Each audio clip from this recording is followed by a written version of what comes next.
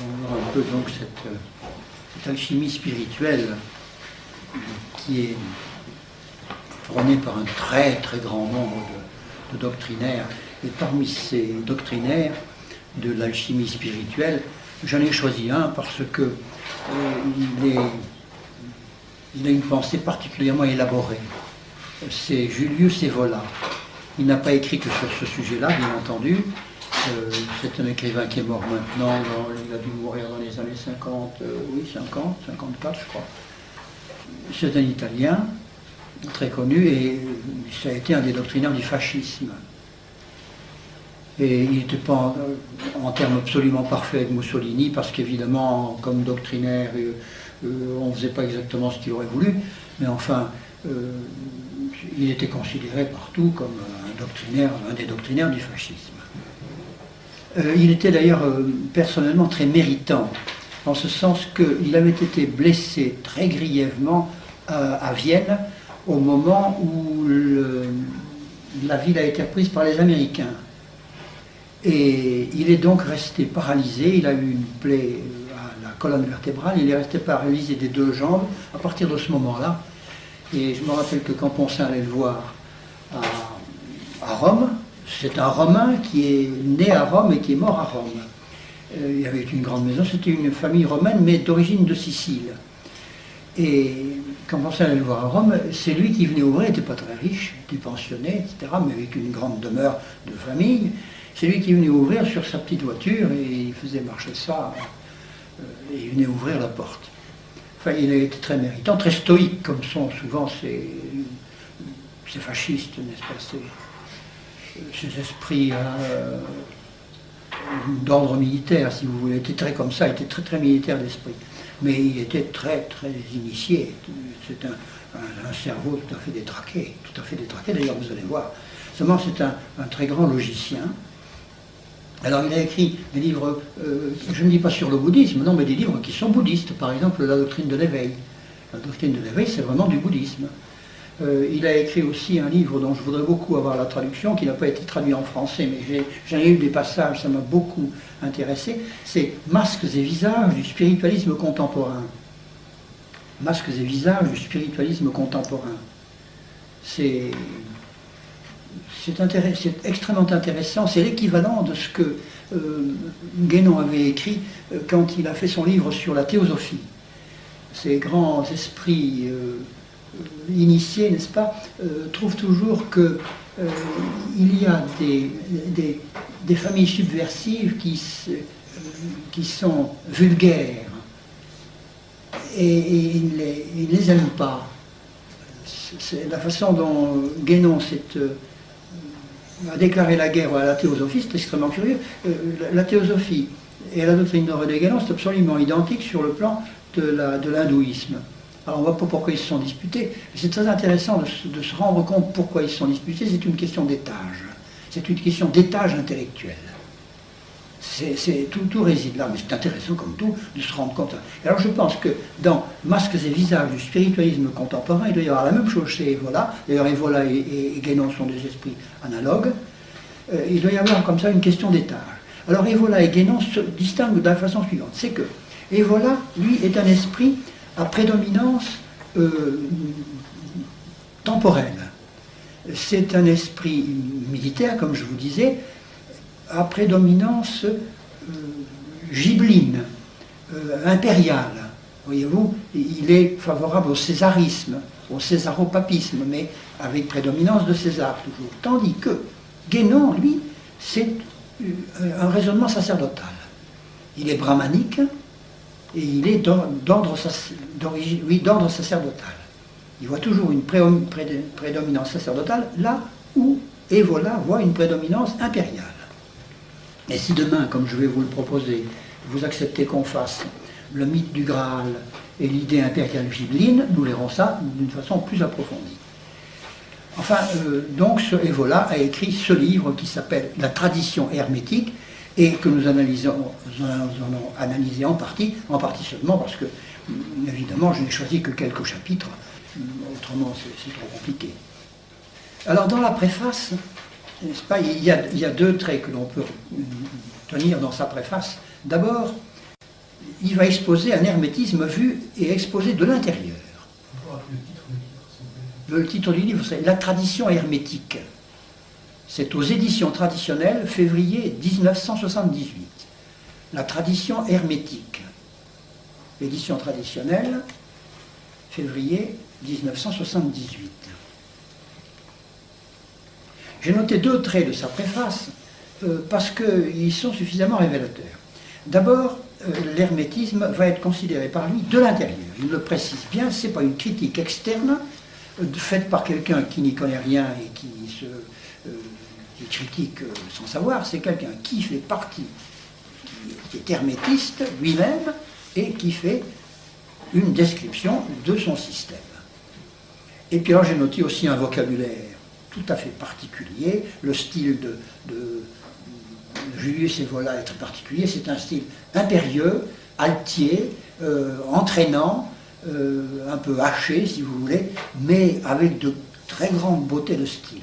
Ça, je ne le connais pas en italien, mais en français déjà, même traduit comme ça, c'est très bien. Dans le style, je ne dis pas le fond, vous allez voir le fond. On voit alors, une terminologie qui est emphatique et pédante, qui est compliquée, mais très riche, et elle est également imprécise et déformante. Alors c'est une espèce de scintillant, plein d'ambiguïté, mais qui a vraiment l'intention de convaincre. Ça, c'est un homme qui veut entraîner, n'est-ce pas, qui veut convaincre, et de fait, il est assez entraînant. Sauf dans les la dernière publication, il y en a une qui s'appelle « Chevaucher le tigre », c'est encore de la spiritualité bouddhique, ça, c'est pas très fort, c'est très compliqué, c'est pas très fort. Alors, il a baissé dans la fin de sa vie, bien entendu. Alors, il y a alors je cite, vous allez voir le genre de littérature que c'est. Le lecteur découvrira presque une terre nouvelle, dont il ne soupçonnait pas l'existence, une terre étrange, inquiétante, semée d'esprits, de métaux, de dieux, dont peu à peu le labyrinthe fantasmagorique se concentre en un unique point lumineux, le mythe d'une race sans roi, d'êtres libres et régénérés, seigneurs du serpent et de la mer, pour employer les expressions altières des textes hermétiques eux-mêmes. Vous voyez le genre, hein. Vous savez rien que dans ces mots-là, on sent la nostalgie de l'écriture sainte. Les seigneurs du serpent et de la mer, on est ramené invinciblement à l'épisode de la Genèse, de la tentation de notre mère Ève. Il y a une mer et il y a un serpent. C'est curieux comme ces esprits-là ont l'esprit occupé en permanence par l'écriture, ne serait-ce que pour la retourner, mais on dirait qu'ils ne regardent que ça avec une espèce de jalousie. C'est très curieux. J'avais noté un truc comme ça dans le prologue de Zarathustra de Nietzsche. Je vais vous lire les 3 premières lignes du prologue de Zarathustra. Vous allez voir ça. Lorsque Zarathustra fut âgé de 30 ans, il quitta son pays et le lac de son pays et alla dans la montagne. 30 ans, le lac de Tibériade et le sermon sur la montagne, en 3 lignes. C'est formidable, ça les hante, ça, ce truc-là. Alors voilà donc le début. Il parle du Seigneur du serpent et de la mer. Alors on peut en dire long sur le serpent et la mer. Enfin, d'ailleurs, il va développer tout son système, là, vous allez voir avec quelle logique et avec quelle profondeur psychologique aussi, pour aboutir à une fausse mystique caractérisée. Mais c'est un type de fausse mystique, je crois, qu'il faut connaître. Il y en a beaucoup de types de fausses mystiques, mais celui-là est assez pas mal. Alors il présente le premier chapitre que j'ai analysé, parce qu'il y en a d'autres avant, mais je ne peux pas tout analyser, n'est-ce pas? Ça s'appelle « L'arbre, le serpent et les titans ». L'arbre, le serpent et les titans. Alors l'arbre, pour lui, représente la force universelle de type féminin. C'est une force cosmique, et il s'agit, dans l'arbre qu'il va nous décrire, de l'arbre cosmique. Arbre qu'il s'agit de conquérir, mais qui est gardé par des entités divines. C'est comme ça qu'il nous le présente. Et ces entités divines prennent des formes diverses, parmi lesquelles le Dieu hypostasié de la Bible, ou bien alors les dieux du théisme et les dieux du polythéisme.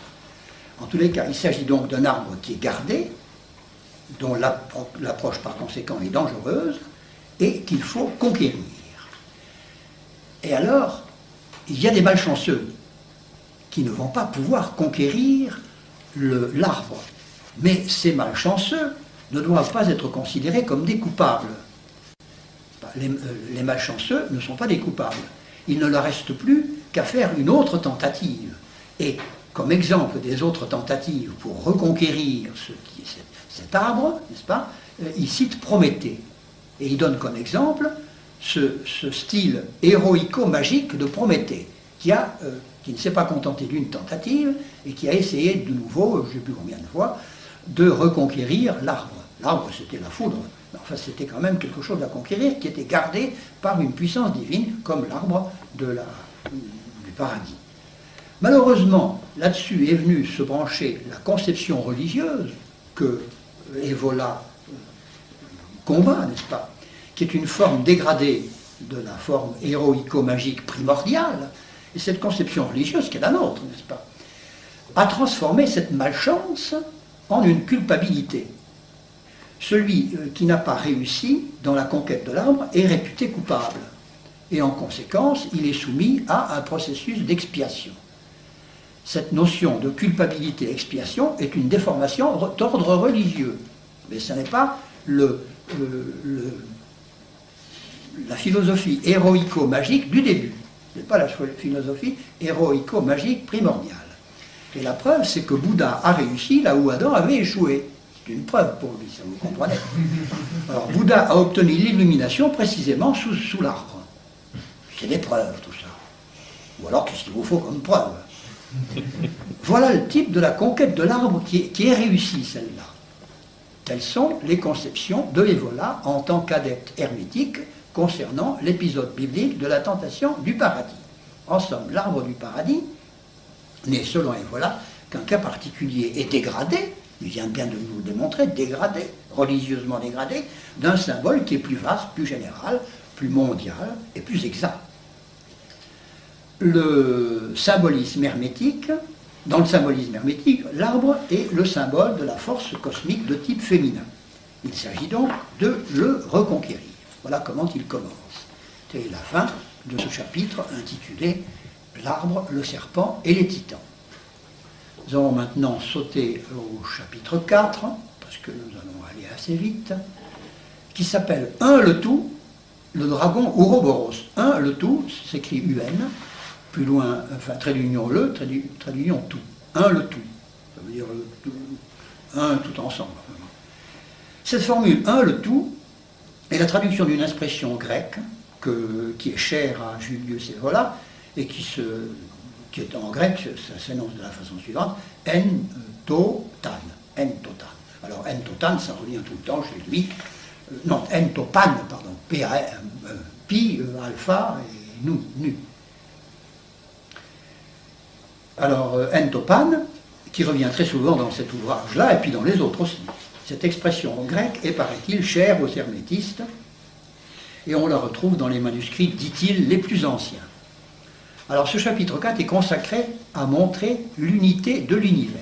Alors, certes, Evola n'ignore pas que l'univers est aussi tout un ensemble d'êtres différenciés.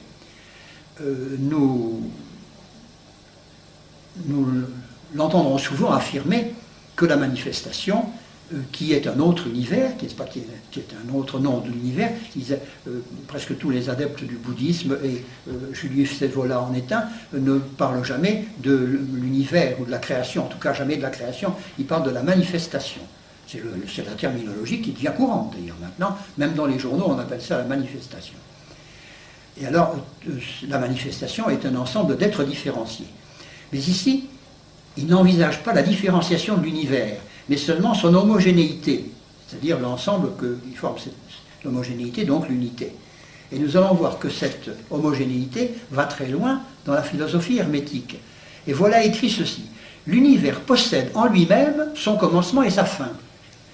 Vous voyez, c'est le début de ce que je vous disais tout à l'heure, ce goût de la transfiguration par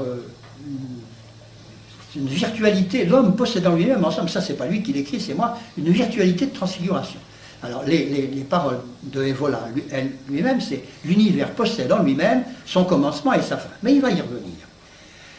Alors, l'idéogramme hermétique qui traduit le entopane, c'est le cercle, précisément parce que le cercle a en lui-même son commencement et sa fin. Or, le cercle est la représentation d'un serpent refermé sur lui-même et dont les extrémités se confondent. Le symbolisme hermétique de l'univers est donc le serpent ou le dragon qui prend à ce moment-là le nom de Ouroboros, c'est-à-dire qui se dévore de deux mots, une étymologie de deux mots grecs, ouron qui veut dire limite, borne, et puis boros qui veut dire dévorer. C'est-à-dire que c'est le serpent dévoreur de limites, parce que le cercle engloutit un espace, il engloutit un espace qui est à l'intérieur de lui, n'est-ce pas? Il exprime une idée de clôture, d'engloutissement d'un espace. Or, le symbole de la clôture convient très bien à la notion hermétique d'univers, à la notion hermétique de un le tout. Alors, pourquoi? Eh bien, Evola nous l'explique parce que la transcendance unilatéralement conçue est étrangère à la tradition hermétique. La transcendance unilatéralement conçue est étrangère à la tradition hermétique. Bon, quel est le sens de cette expression, n'est-ce pas? La transcendance unilatéralement conçue est étrangère à la tradition hermétique. Cela veut dire que l'hermétisme n'admet pas l'idée d'un Dieu transcendant. C'est étrangère à la tradition hermétique. C'est pas compliqué. C'est-à-dire, l'hermétisme n'admet pas un Dieu extérieur à la nature, un Dieu débordant la nature, dominant la nature, n'est-ce pas? Ça, ils n'admettent pas. Dans l'hermétisme, précisé, voilà, la transcendance est conçue comme une modalité de l'être. La transcendance est conçue comme une modalité de l'être. C'est bien ça, je ne me trompe pas. L'être a en lui-même une virtualité d'autotranscendance. Voilà. Dans l'hermétisme, l'être est autotranscendant. D'ailleurs, il le dit, c'est un passage de lui. L'être est autotranscendant. Alors, et voilà précise encore, la pensée hermétique, la chose unique, parce qu'elle a toujours des mots un peu comme ça, la chose unique, c'est le nom qu'il donne à la nature. La chose unique est non seulement elle-même, mais encore le dépassement d'elle-même. Ça, c'est de lui. La chose unique est non seulement elle-même, mais encore le dépassement d'elle-même. Bref, la nature, ça c'est de moi, la nature se transcende sans s'extérioriser, mais au contraire en s'intériorisant. Et c'est ce que nous allons voir, et ça va devenir une modalité de sa spiritualité. L'expression hermétique ancienne est celle-ci, la nature est autosuffisante. Alors ça, la nature autosuffisante, il n'y a pas qu'Evola qui en parle, tous ces livres-là d'alchimie spirituelle en sont pleins de l'autosuffisance de la nature. Autosuffisante au point d'ailleurs qu'elle contient même son propre principe de destruction. Alors c'est phénoménal. Et c'est pourquoi on a choisi pour la représenter le symbole du serpent. Parce que le serpent a un venin qui tue, n'est-ce pas? En effet, on ne peut renaître que de ses cendres. Nous le verrons abondamment par la suite. Donc, pour se transcender elle-même, la nature doit pouvoir, dans une phase préalable, trouver en elle-même le principe de sa destruction. Il lui faut donc son propre venin, d'où le symbole du serpent, Ouroboros, qui non seulement est Ouroboros, mais encore a un venin en lui-même. Alors donc ce chapitre 4 est donc parfaitement résumé sous le titre de un le tout, le dragon Ouroboros. Alors tout est un, et il a pour symbole le cercle, c'est-à-dire le serpent dragon, etc. C'est-à-dire le mangeur de limites, qui est à lui-même ses propres limites et qui est autosuffisant. Alors on va passer au chapitre suivant, c'est le chapitre 5 parce que j'ai trouvé qu'il était intéressant. Ça s'appelle la présence hermétique. Le chapitre 5 s'appelle la présence hermétique. De quelle présence s'agit-il? Exposons d'abord la doctrine hermétique et nous la réfuterons par la suite. C'est la présence dans l'homme, considérée subspecie interioritatis. Il va y revenir souvent, subspecie interioritatis. Voyez-vous, c'est déjà plus une subspecie eternitatis, parce qu'éternité c'est extérieur, et puis ça c'est interioritatis. Ils sont vraiment superbes, ces types-là. Ils ont des expressions. Alors la chose unique, la chose merveilleuse, le chaos vivant, toutes ces expressions désignent la nature vivante, la vie cosmique, le cosmos vivant, parce que le cosmos est vivant. Je cite. Nous arrivons à un autre enseignement hermétique fondamental, celui de la présence dans l'homme, de la chose merveilleuse, du chaos vivant. C'est ainsi que dans les textes hermétiques, il y a un passage continuel des mêmes termes, d'un sens cosmico-naturel à un sens intérieur humain. C'est-à-dire que les mêmes mots vont servir à décrire tantôt un événement ou un phénomène cosmico-naturel, tantôt un événement intérieur, humain, l'événement de la psychologie humaine. Et voilà donne même la liste de ces termes que l'on trouve dans les documents hermétiques et qui ont ce double sens, tantôt cosmique naturel, tantôt intérieur humain. Et les voici. Il faut s'attendre donc à avoir un double sens toutes les fois que l'on trouve le mot pierre, eau, minière, matrice, œuf, chaos, dragon, je vais les reprendre, plomb, matière première, arbre, esprit, quintessence, femme, ciel, semence et terre. Il donne la liste, lui, des mots qui ont double sens. On ne peut pas dire qu'ils sont malhonnêtes sur ce plan-là. Alors, la pierre, l'eau, la minière, la matrice, c'est peut-être pas la peine de noter tout ça, on sait que ça a un double sens. L'œuf, ça l'œuf bien sûr, ça dépend ce qu'il en sort. Le chaos, le dragon, le plomb, la matière première, évidemment aussi, l'arbre, l'esprit, évidemment l'esprit aussi, on comprend très bien qu'il y a un double sens là. La quintessence, la femme, bien sûr, il y a dans l'Apocalypse aussi, la femme a deux sens. Le ciel, la semence et la terre. Alors on rencontrera donc dans la littérature hermétique de l'eau cosmique et de l'eau intérieure, du plomb cosmique et du plomb intérieur, le dragon cosmique et le dragon intérieur, la semence cosmique et la semence intérieure, le ciel cosmique, le ciel intérieur, etc. Bref, chaque homme contient tout un univers intérieur que l'on appelle le microcosme, et nous retombons sur cette doctrine du microcosme dont nous avons vu que c'était un des éléments principaux de la doctrine des manifestes rosicruciens. Microcosme qui est le reflet, l'image du macrocosme, c'est-à-dire du grand univers. Mais il y a plus. Le microcosme est non seulement une image, mais il est également une participation au macrocosme. Ce n'est pas seulement une image. Il vit de la même vie. Il y a présence du grand univers dans le petit univers intérieur de l'homme. Or, nous venons de voir que la nature est autosuffisante, le serpent est ouroboros, à sa limite même, n'est-ce pas? Cette autosuffisance du macrocosme, nous allons la retrouver évidemment dans le microcosme, qui va se transcender lui-même.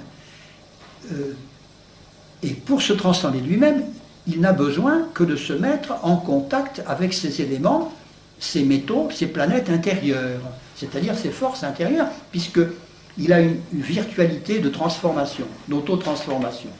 Et alors je cite, « L'art hermétique consiste à réveiller le sens des analogies, à rétablir les contacts, se suffisant à lui-même, tout comme la chose unique se suffit à elle-même et n'a besoin de rien, l'art hermétique attire les espèces consubstantielles au moyen de l'affinité des espèces. » Je cite, je dois vous dire que je n'ai pas très bien compris, parce que, évidemment, moi je suis peut-être un petit peu limité, c'est vrai d'ailleurs. Alors, qu'est-ce à dire?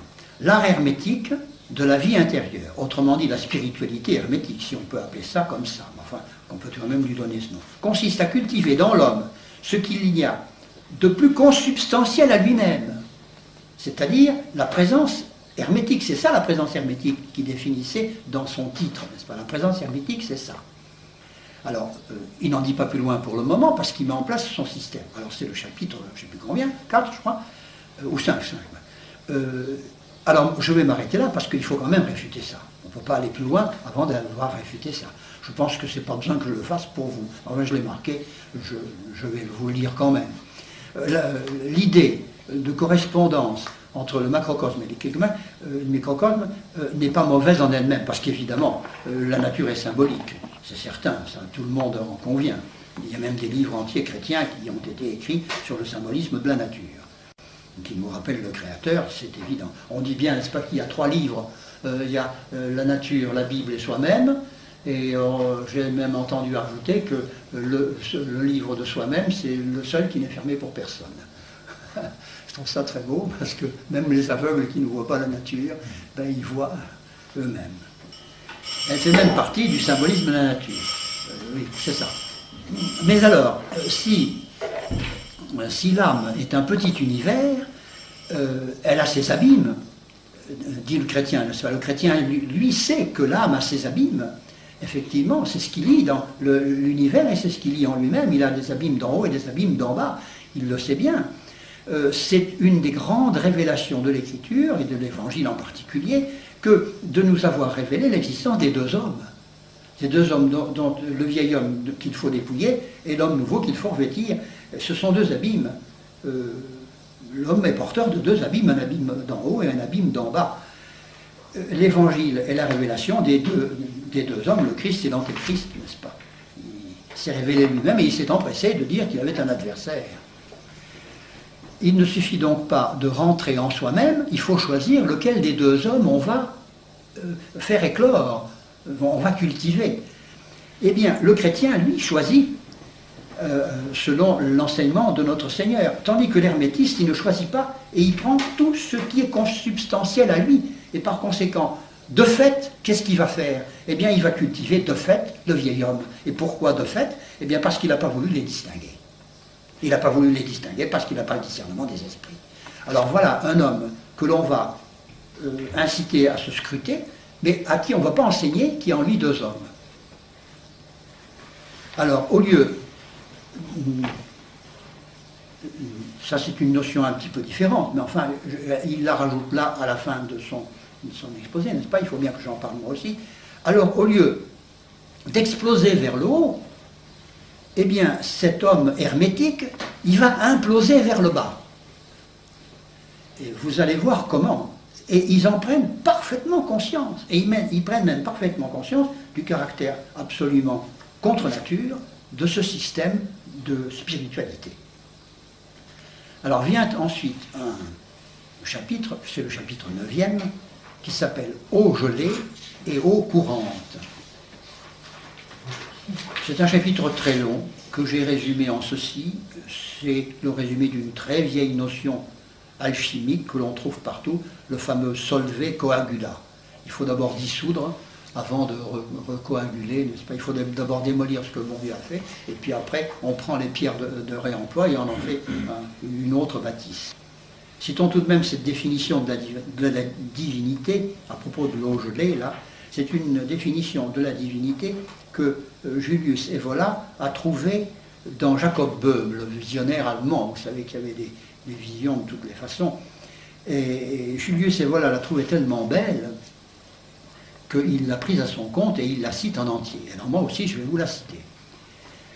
La divinité universelle, dit Jacob Böhm, dans sa génération la plus intime et la plus essentielle, dans son noyau, a une âpreté aiguë et violente, où la qualité astringente est une attraction excessive, serrée et dure, semblable à l'hiver quand il fait un froid terrible et insupportable à tel point que l'eau se transforme en glace. Voilà comment Jacob Böhm a contemplé la divinité. Ben, je ne sais pas ce que vous en pensez, mais moi je sais ce que j'en pense. C'est-à-dire que s'il a contemplé quelque chose, c'est certainement pas la divinité. Voilà. Alors ils se nourrissent de ces mystiques-là. Alors naturellement, maintenant, dans les revues, enfin, les choses les plus universitaires, les plus sérieuses, mais Jacob Böhm fait partie des mystiques. Mais il ne se soucie pas, ces grands intellectuels, de savoir qu'est-ce qui inspire la mystique. Pour eux, il n'y a pas d'inspirateur. C'est l'homme qui s'inspire à lui-même, sa propre mystique. Alors vous avez des types comme, comme Sainte Thérèse d'Avila, c'est bien tombé, vous savez très bien. Alors on la mettra au chapitre qui vient juste avant Jacob Böhm. Ça fait rien. Jacob Böhm aussi, bien sûr, il a vu des choses. Malheureusement, nous, qui avons le discernement des esprits, nous sommes bien obligés de constater que ça ne vient pas du même inspirateur. Mais eux, l'aspirateur, il ne s'en occupe pas. Il ne s'en occupe pas. Alors voilà. Quant à Evola, il trouve que c'est là une excellente définition de ce qu'il appelle le pouvoir sans limite. Oui, c'est ça. Le pouvoir sans limite, il parle du pouvoir sans limite, n'est-ce pas? Oui, parce que, à propos, il mentionne ça, Evola mentionne cette citation de Jacob Böhm à propos du pouvoir sans limite et de la vertu contractive de l'eau gelée. Il s'émerveille devant le pouvoir excessivement contractile, n'est-ce pas, de l'eau gelée qui fait éclater tous les récipients dans lesquels on la met, n'est-ce pas, quand elle dégèle. Alors ce pouvoir contractile lui paraît être un pouvoir presque divin, c'est ce pouvoir sans limite, n'est-ce pas? Et lui, il est fasciné par ce pouvoir sans limite, là. Alors il a trouvé que Jacob Böhm avait eu une bonne inspiration avec ce pouvoir sans limite de l'eau gelée, glacée, ça lui paraît être la divinité, ça. Mais je crois que ce pouvoir sans limite, c'est encore un truc du démon. Ça, c'est le démon qui leur inspire qu'il a un pouvoir sans limite. Ce qui est vrai en partie, d'ailleurs, en tout cas, il a un pouvoir plus grand que nous. Alors un autre chapitre a pour titre « Âme, esprit et corps ». Alors ça, c'est un chapitre excessivement compliqué, que je vais simplifier le plus possible. Et voilà, fait ici état de la composition tripartite de l'homme, que l'on trouve à la fois dans le cosmos et dans l'homme, considéré subspecie interioritatis. On trouve trois parties dans le cosmos. Alors il en donne comme preuve les grands symboles cosmiques, comme le Soleil, la Lune et la Terre, c'est encore à la rigueur, bon, on peut voir, oui. Il y a en effet deux grands astres, puis la Terre, etc. Si, ça peut valoir. Et puis alors, à l'intérieur de l'homme, c'est l'âme, l'esprit et le corps qui font partie de trois mondes différents. Le corps fait partie du monde matériel, l'esprit fait partie du monde spirituel, et l'âme fait partie du monde intermédiaire. Ça revient constamment chez ces subversifs-là. Il y aurait un monde intermédiaire entre les deux. Monde intermédiaire auquel appartiendraient les démons. Monde intermédiaire que l'on figure d'ailleurs, non pas sur une sphère, mais que l'on figure par un cercle de diamètre d'une sphère, avec une face supérieure et une face inférieure. Et les bons esprits occupent la face supérieure de ce disque, et les mauvais esprits occupent la face inférieure du disque. De sorte que les mauvais esprits nous attirent vers la face vers laquelle ils sont tournés, c'est-à-dire vers le bas, vers la face, vers l'hémisphère matériel du monde, n'est-ce pas?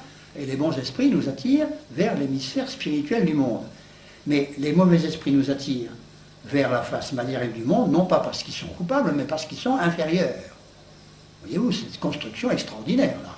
Et Borella fait partie du nombre. Et l'abbé Stéphane a enfourché aussi cette espèce de cosmologie-là, avec un monde intermédiaire. Alors nous avons donc une partie de nous-mêmes qui fait partie du monde intermédiaire, d'après ça. Alors il y a des correspondances, bien entendu, et ils ne s'en privent pas.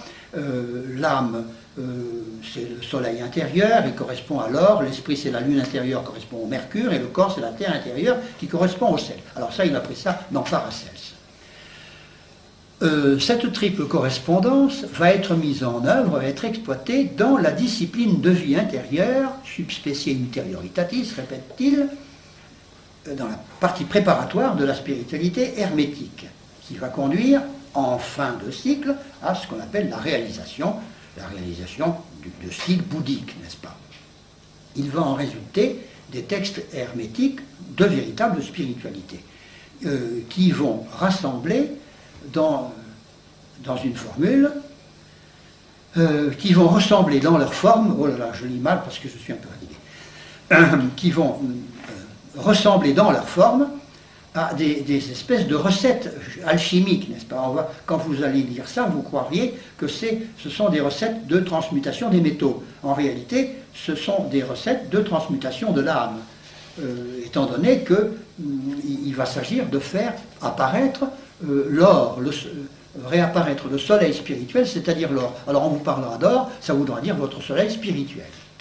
Alors dans le grand œuvre hermétique, le grand œuvre hermétique va donc consister à manipuler des métaux intérieurs jusqu'à ce que l'on les ait tous transformés en or, c'est-à-dire jusqu'à ce que l'on ait fait apparaître le soleil intérieur, c'est ce que je vous disais.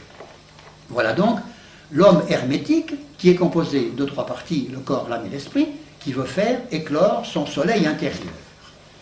Alors, puisque le cosmos est autosuffisant et autotranscendant, eh bien l'homme hermétique, lui aussi, va être autosuffisant et autotranscendant, même formé de 3 parties comme il l'est.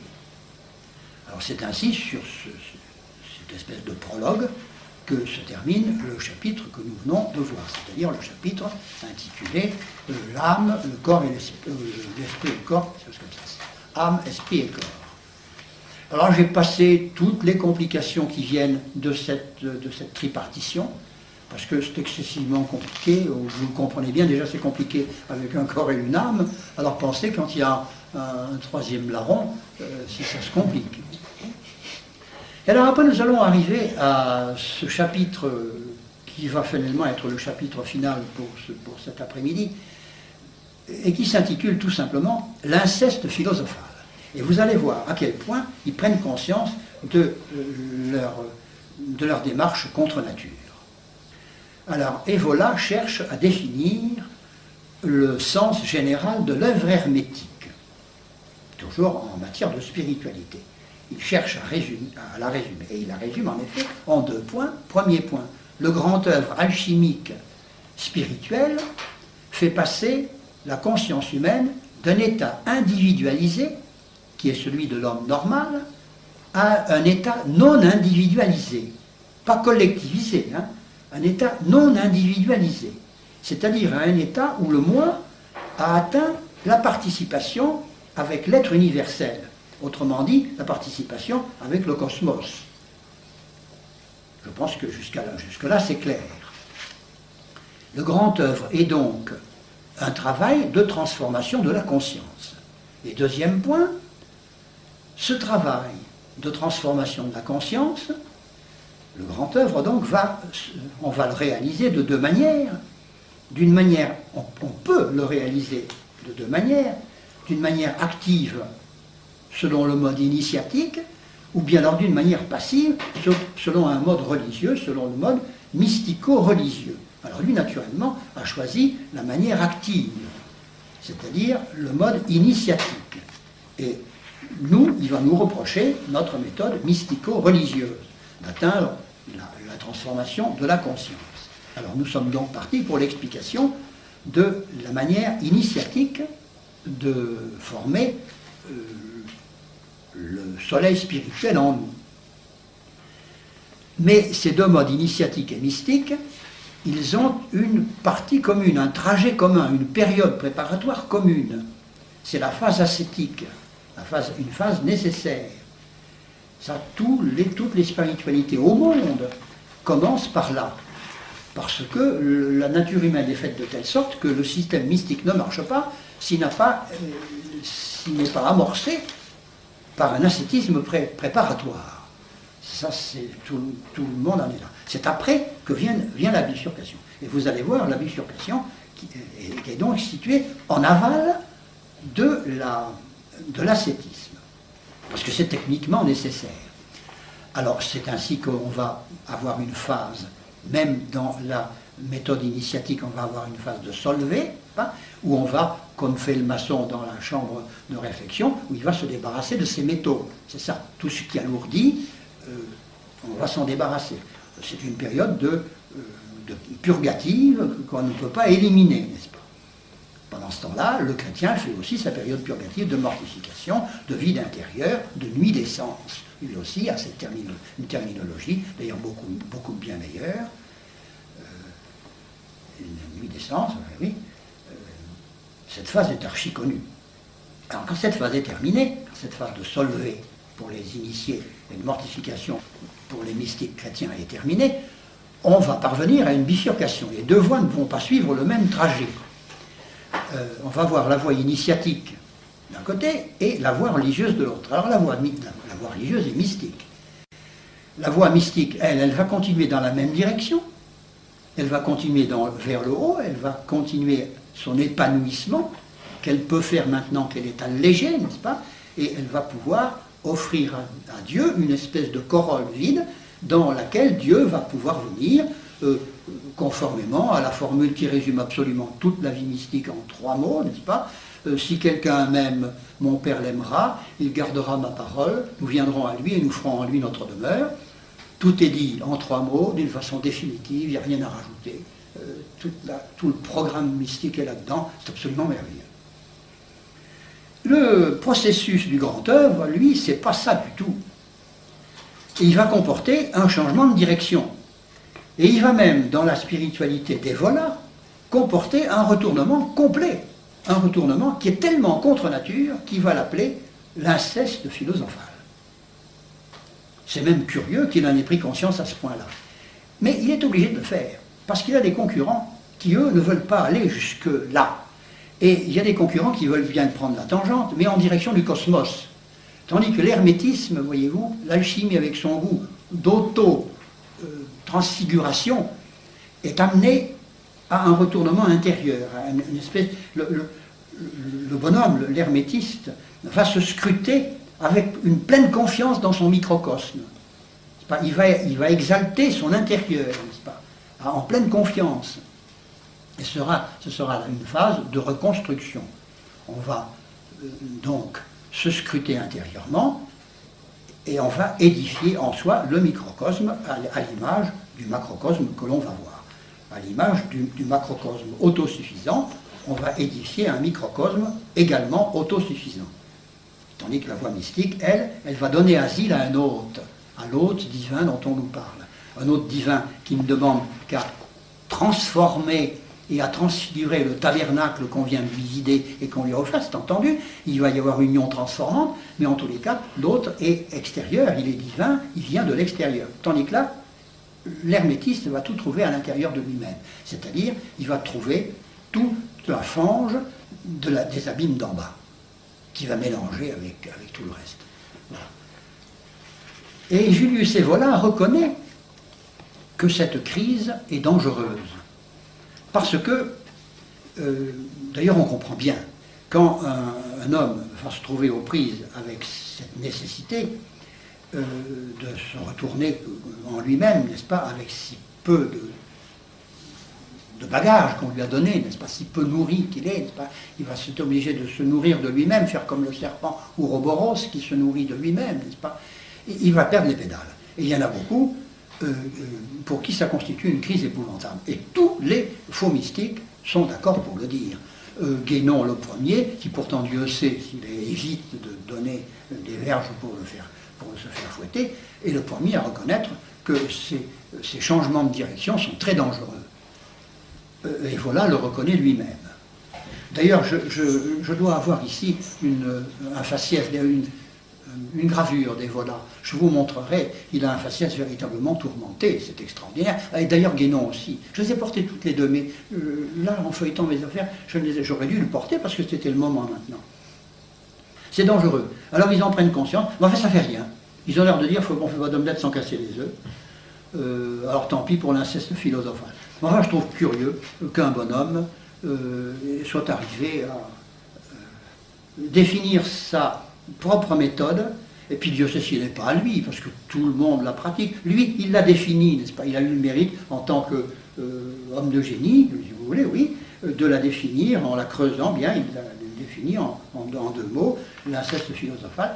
Mais moi, ça m'a frappé quand j'ai lu ça. Puis regardez des chapitres comme ça, parce que moi, je vous résume, j'en suis qu'au chapitre 19, mais c'est un livre d'une 30aine de chapitres, vous savez, la tradition hermétique. C'est effroyable à lire, effroyable. Moi, il fallait que je m'accorde, mais c'est effroyable, vous savez. Pour arriver à sortir 2 formules qui soient cohérentes, qui soient au début, enfin à la fin, homogènes avec le début, mais on se donne un mal fou, vous ne pouvez pas vous figurer. Vous ne pouvez pas vous figurer. Alors, dans la tradition hermétique, Julius Evola applique à l'homme subspecie interioritatis la méthode d'alchimie qui consiste à opérer une transmutation, une transfiguration, une assomption et une divination par ses propres forces, par les propres forces de la nature, n'est-ce pas? La nature possédant à elle-même ses propres facultés de transformation. Et alors, sur le plan métaphysique, tous les alchimistes de maintenant, les grands doctrinaires comme Raymond Abellio, ces gens qui sont des écrivains talentueux, tablent sur une auto-transfiguration du monde par le fait de l'industrie humaine. Enfin, de l'industrie, je parle au grand mot. Enfin, l'homme étant considéré comme un faber, n'est-ce pas, qui peut arriver à transformer le monde. Et il table là-dessus en noir sur blanc. D'ailleurs, je vois que Monseigneur de Lassus a eu une parfaite notion de ça. Il s'est très bien rendu compte que c'était le danger in extremis de ces choses-là. Bon, alors nous arrivons à la fin de l'heure. Je vous signale que je signale surtout à votre prière, que il reste donc 4, en principe 4 exposés. Alors je vous proposerai ceci, le mythe du Graal et l'idée impériale gibbeline, qui nous laissera en contact avec Julius Evola, mais qui nous permettra de voir un autre volet de son affaire. Un autre amphi, alors, sur l'anthroposophie de Rudolf Steiner, du fait qu'on a signalé des infiltrations anthroposophiques au Vatican. Alors c'est important de savoir en quoi consiste en particulier la christologie de Rudolf Steiner, et là aussi c'est tout à fait subtil. Vraiment, le démon dispose de véritables hommes de génie. En ce moment, il semble que nous soyons complètement désarmés, mais c'est les jeunes qui vont devenir des hommes de génie, c'est pas nous. Nous, à notre génération, c'est fini. C'est vous qui allez prendre ça après. Nous, on se contente de se tirer la larme en disant, ben voilà, nous, on a eu tel problème, alors débrouillez-vous maintenant, nous, on est vieux, on s'en va. On vous pose les problèmes, à vous de les résoudre. C'est un petit peu ça, vous savez, ma position, là. Et puis alors après, un deuxième amphi, le mécanisme de l'initiation, que je crois important, parce que ça vous montrera qu'il n'y a pas du tout besoin qu'il y ait des boucs, comme dit Williamson, en loge, pour que ce soit tous des démoniaques. Ça se comprend automatiquement du fait du mécanisme de l'initiation. Ça, c'est pas la peine d'aller chercher plus loin, vous savez. Ils fonctionnent finalement comme étant à eux-mêmes leurs propres petits démons. On leur insuffle par des méthodes qui sont simples finalement. Un esprit tel que, en cogitant, ils font leurs inventions, le démon n'a plus besoin de s'en occuper. Sans préjudice, bien entendu, des coups de soufflet qui donnent par ailleurs, parce qu'il en donne, je ne me fais pas d'illusions. Je ne nie pas complètement l'insufflation démoniaque proprement dite, ça non pas du tout. Enfin voilà, on verrait ça si vous voulez. Moi je le vais. Et puis alors après on pourrait peut-être terminer par l'état actuel des courants ésotériques. Enfin si vous voyez un autre emploi du temps, remarquez que j'ai plus tellement d'exposés tout préparé, là je suis un peu à court, oui, à court. Alors je n'ai rien porté sur l'orientalisme. Tout ce qui est yoga, tout ce qui est méditation transcendantale, tout ce qui est bouddhisme, islam, c'est très très très important maintenant. On s'apprête à Lyon, les crédits sont votés, on va fabriquer une mosquée à Villeurbanne. Je ne serais pas étonné que le cardinal assiste à la pose de la première pierre. Enfin, c'est ce qui a été fait à Marseille. Alors, et à Rome. Ah, c'est tout de même un peu violent. Je trouve ça tellement navrant, n'est-ce pas? Alors que il suffit d'ouvrir un de ces livres-là mais ça pue le soufre dès que vous l'ouvrez, je n'ai même pas besoin de lire parce que et ces cardinaux qui n'y voient rien, mais enfin quand même. Je suis un peu déroué moi de tout ça. On ne demanderait qu'à les suivre, c'est pas moi vous savez, je vous assure que je mets mes bottes d'égoutier pour faire ça. Je suis bien content. Je vous garantis, quand je peux me régaler avec Saint-Irénée, par exemple, il y a un bon moine bénédictin de l'abbaye d'Orval qui a publié le contrat RSS de Saint-Irénée. Mais c'est un régal. Oh, c'est merveilleux. C'est d'une limpidité, d'une puissance. Puis là, ils ont gardé, les pères de l'Église, ils ont gardé quelque chose qu'on n'a pas après. Il me semble qu'on a un style un petit peu plus, comment dirais-je, flamboyant et moins romain. Vous savez, eux, ils ont gardé la voûte en plein cintre et pof, que ça tient solide. C'était de sérénité latine, n'est-ce pas? Ils sont avec la sérénité, c'est merveilleux. Ils n'ont pas du tout ces piétés à Saint-Bernard, vous savez, qui sont splendides, évidemment, dans notre sens. Ou bien la Hugues de Saint-Victor, ou je sais pas moi, tous ces gens de Saint-Victor, n'est-ce pas, qui sont si séduisants. J'aime beaucoup les lire. Mais c'est pas le même genre d'architecture, n'est-ce pas. Là, avec Saint-Irénée, on est tranquille d'avance. Quand il s'avance dans une direction, on peut être certain que le coup de canon va partir, la pauvre, c'est merveilleux.